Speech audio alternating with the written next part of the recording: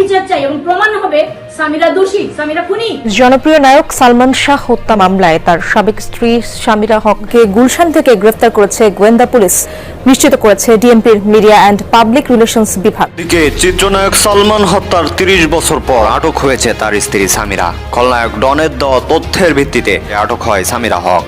মাসখানেক আগে সালমান শাহ আমাকে বলেছিল সামিরার সাথে সম্ভবত আমার আর সংসার করা হবে না। আমি বললাম কেন? তো সালমান শাহ বলেছিল সামিরা অনেক বাড়াবাড়ি করছে এবং সামিরা নষ্ট হয়ে গেছে। সামিরা হচ্ছে একটা কালনাগিনী, এই কালনাগিনী সালমান শাহকে শেষ করে দিয়েছে। সামিরা, আপনাকে বলতে চাই, গাল গল্প না, এই যে শুরু হলো, খেলা শুরু হলো আপনার সাথে। সামিরা হক উনাকে আছে, উনাকে ধরে রিমান্ডে নিলে তো কান টানলে মাথায় এসে পড়ে। তাই এত বড় মহানায়কের মূল্য ভালোভাবে যদি সে বুঝতো, সে সালমানের পায়ে পড়ে থাকতো। বুঝতে পেরেছেন? সে ডনের মতো একটা খলনায়ক। ছি, লজ্জা লাগে, ঘৃণা লাগে। আমি যদিও একজন নারী, আমার নিজের ঘৃণা লাগে। বাংলা সিনেমার রাজপুত্র কোটি ভক্তের হৃদয়ের নায়ক সালমান শাহ, তার মৃত্যু আজও বাংলাদেশের অন্যতম রহস্যের অধ্যায়। নতুন তদন্তে সামনে এসেছে এমন সব তথ্য যা পুরো দেশকে আবারও নাড়া দিয়েছে। যে নারী কখনো এক পুরুষে সন্তুষ্ট থাকতে পারেননি, যার বিরুদ্ধে অভিযোগ খোদ সালমান শাহ বেঁচে থাকতেই ডনের সঙ্গে রাত কাটানোর, তার আসল রূপ এবার মানুষের সামনে আসতে শুরু করেছে। কথায় আছে, পাপ কখনো বাপকেও ছাড়ে না। টাকার পাওয়ার আর ক্ষমতার দাপট দেখিয়ে দীর্ঘ ২৯ বছর ধরাছোঁয়ার বাইরে থাকলেও এবার আইনের জালে সরাসরি ধরা পড়েছেন চলচ্চিত্রের খলনায়ক ডন। এই ডনকে গ্রেফতার করার পর থেকেই বাংলাদেশের চলচ্চিত্রের জনপ্রিয় নায়ক সালমান শাহর ইস্যুতে বেরিয়ে আসছে একের পর এক চাঞ্চল্যকর এবং রহস্যময় তথ্য। মাত্র ১২ লক্ষ টাকা চুক্তি, আর সাবেক স্ত্রী সামিরার অবৈধ সম্পর্ক, আর কাছের সবচেয়ে গাদ্দার বন্ধু ডনের কারণেই জীবন দিতে হয়েছে স্বপ্নের নায়ক সালমান শাহ। ইতিমধ্যে ডনকে রিমান্ডে নেওয়া হয়েছে। তিনি এ বিষয়ে সকল প্রকার দায় স্বীকার করে স্বীকারোক্তি দিয়েছেন, যে কারণে তার তথ্যের উপর ভিত্তি করে এবার ১ নম্বর আসামি সামিরাকে গ্রেফতার করেছে পুলিশ। দর্শক, বিষয়ের কিছু অংশ ভিডিওর শুরুতে শিরোনামে আপনারা দেখেছেন, বিস্তারিত পুরো ভিডিও জুড়ে।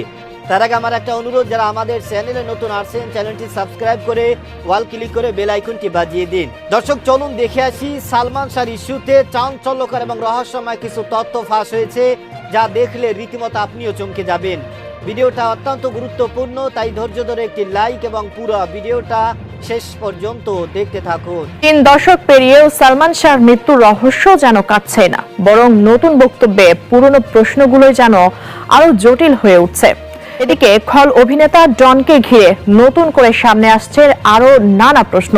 ধারণা করা হচ্ছে এবার হয়তো বেরিয়ে আসবে সময়ের আড়ালে চাপা পড়ে থাকা কোনো অজানা গল্প, যে গল্পে এখনো রয়েছে ৩টি নাম: সামিরা, ডন, শাবনূর।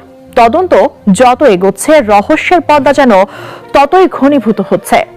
সালমান শাহর অস্বাভাবিক মৃত্যু নিয়ে নতুন করে তৈরি হয়েছে রহস্য। অভিনেতা ডন গ্রেপ্তার হওয়ার পরই নতুন করে মুখ খুলেছেন শাবনূর এবং সামিরা হক। শাবনূর বলছেন সালমান শাহ ছিলেন তার ভাইয়ের মতো। সামিরা বলছেন সালমান আর শাবনূরকে তিনি আপত্তিকর অবস্থায় দেখেছিলেন এবং স্বামীকে সতর্ক করেছিলেন। এদিকে গ্রেপ্তার হওয়া ডনও মুখ খুলতে শুরু করেছেন।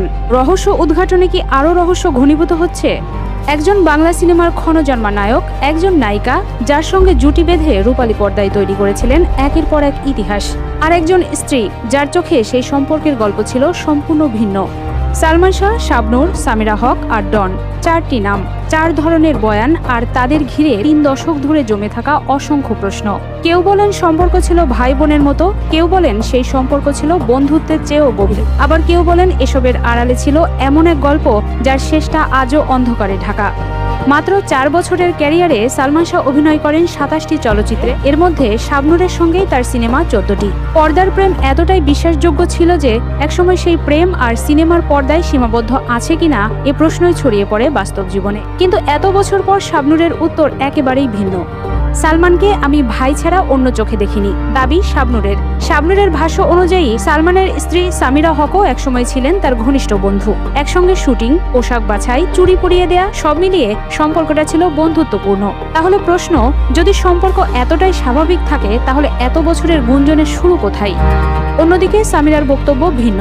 একাধিক সাক্ষাৎকারে তিনি দাবি করেছেন সালমান ও শাবনুরের সম্পর্ক নিয়ে তার সংসারে অশান্তি হয়েছিল। এমনকি 2020 সালের এক সাক্ষাৎকারে তিনি দাবি করেন সালমান নিজেই তার কাছে শাবনুরের সঙ্গে সম্পর্কের কথা স্বীকার করেছিলেন। সামিরার সেই বক্তব্যে আরও উঠে আসে শাবনুরের সঙ্গে সালমানের ঘনিষ্ঠতা নিয়ে তিনি আপত্তি জানিয়েছিলেন এবং বিষয়টি তাদের দাম্পত্যে প্রভাব ফেলেছিল। অন্যদিকে শাবনুর সেই অভিযোগ সরাসরি প্রত্যাখ্যান করেছেন। আর এখানেই গল্পটি যেন আরও সিনেমাটিক হয়ে ওঠে, কারণ এই চতুর্ভুজে ঢুকে পড়েন সালমানের ঘনিষ্ঠ বন্ধু ও চলচ্চিত্রের খলনায়ক ডন। সামিরার সঙ্গে ডনের সম্পর্ক নিয়েও একসময় নানা গুঞ্জন ছড়িয়েছিল। সামিরার দাবি ডনের সঙ্গে কোনো অনৈতিক সম্পর্ক ছিল না, ঘনিষ্ঠ কোনো সম্পর্ক ছিল না আজিজ মোহাম্মদ ভাইয়ের সঙ্গেও।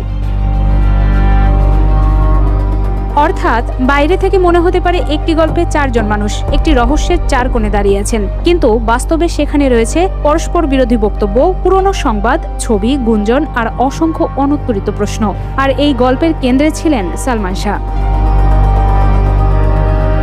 তবে কিছু প্রশ্নের উত্তর এখনো মিলছে না। শাবনুর কি সত্যিই শুধু সালমানের ছোট বোনের মতো ছিলেন? সামিরার সন্দেহের পেছনে কি ছিল কোনো বাস্তব ঘটনা, না দাম্পত্যের টানাপোড়েন?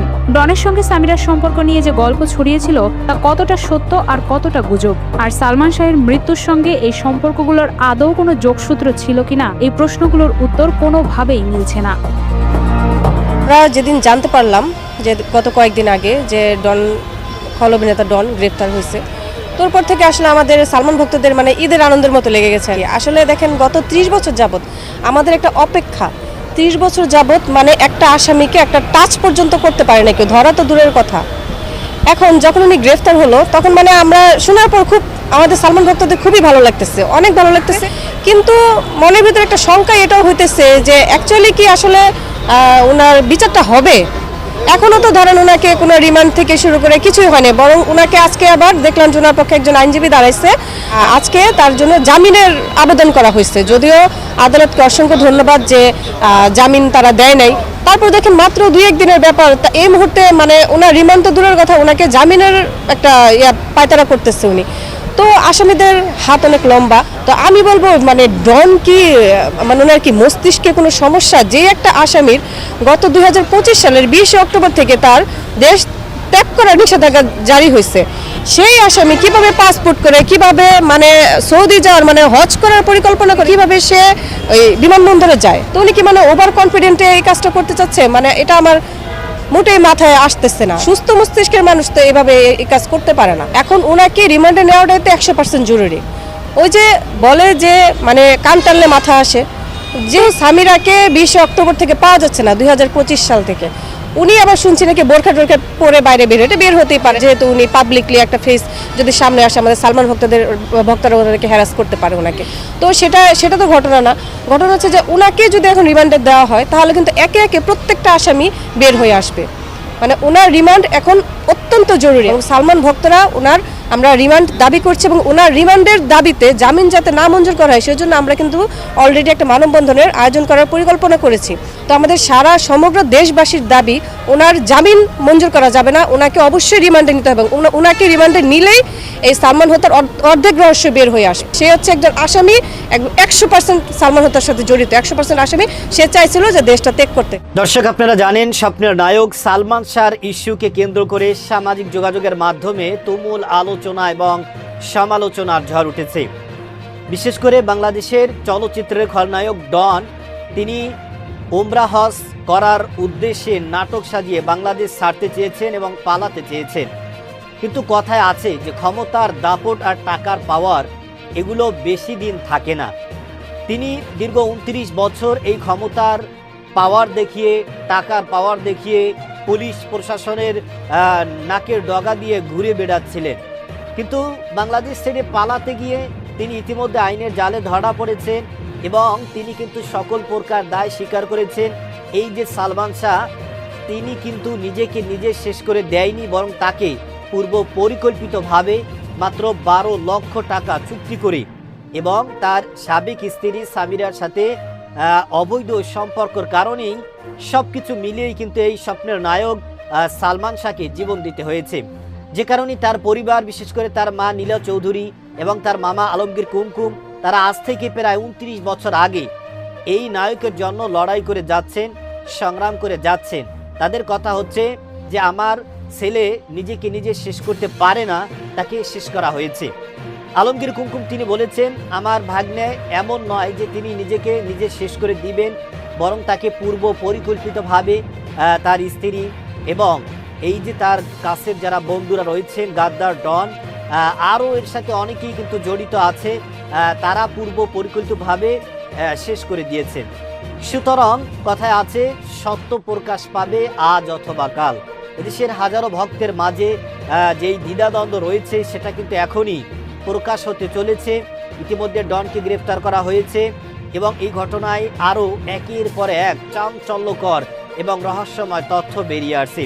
কিভাবে সালমান শাহকে শেষ করা হয়েছে, কিভাবে তার দেহকে সিলিং ফ্যানের সাথে ঝুলানো হয়েছে, কেন ঝুলানো হয়েছে, এবং এই যে পূর্ব পরিকল্পিতভাবে তাকে শেষ করা হয়েছে, এই ঘটনা অন্যদিকে চাপিয়ে দেওয়ার জন্য এই খলনায়ক ডন নিজেই এই সালমান শাহকে তিনি ফ্যানের সাথে বেঁধেছিল, যাতে করে ঘটনা অন্যদিকে মোড় নেওয়া যায় এবং ঘটনাকে অন্যদিকে চাপিয়ে দেওয়া যায়।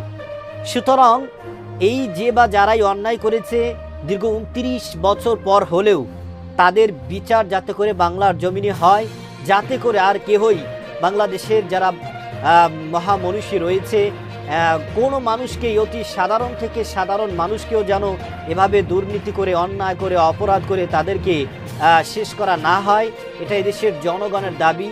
এবং এই সালমান শাহর ইস্যুতে যারা যারা জড়িত, যারা যারা এখনও ধরাছোঁয়ার বাহিরে রয়েছে, পালিয়ে রয়েছে, বিভিন্নভাবে নিজেকে তারা আত্মগোপন করে রেখেছে, আমাদের সকলের দাবি তাদেরকে চিরুনি অভিযানের মাধ্যমে অতি দ্রুত গ্রেফতার করে বাংলাদেশের মানুষকে, বিশ্বের মানুষকে যাতে করে দেখিয়ে দেওয়া হয় যে অন্যায় করে পার পাওয়া যায়, কিন্তু সেই পার বেশি দিন নয়।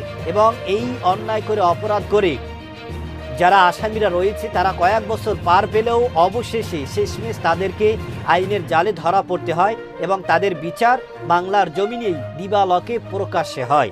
দর্শকের বিষয়ের আপনার কি মতামত সেটা আমাদের কমেন্ট সেকশনে অবশ্যই জানাবেন। আজ এ পর্যন্তই। সুস্থ থাকবেন, ভালো থাকবেন। দেখা হবে আগামী কোনো ভিডিওতে, কথা হবে নতুন কোনো বিষয় নিয়ে। সে পর্যন্ত ভালো থাকবেন। খোদা হাফেজ।